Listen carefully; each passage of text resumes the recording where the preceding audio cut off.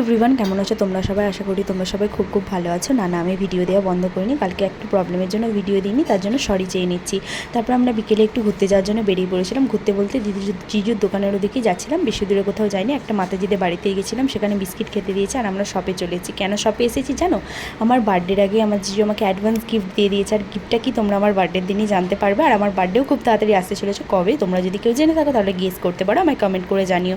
তারপর বোনপুর স্কুলেতে দেখো ওই মেডেলটা দিয়েছে, ও ভালো হ্যান্ড রাইটিংয়ের জন্য আর একটা পরীক্ষার জন্য মেডেল পেয়েছে দুটো।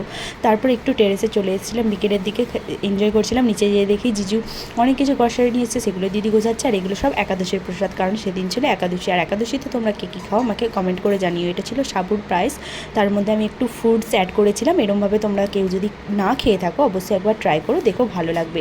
এতে কিন্তু আমি কোনো রকম কোনো কাস্টার্ড পাউডার ইউজ করিনি, কারণ একাদশীর দিন কাস্টার্ড পাউডার খাওয়া অ্যালাউ নয়। ঠিক আছে, তাহলে আজকের ভিডিওটা এইখানেই রাখছি। টাটা, বাই বাই, দেখা হচ্ছে নেক্সট ভিডিও।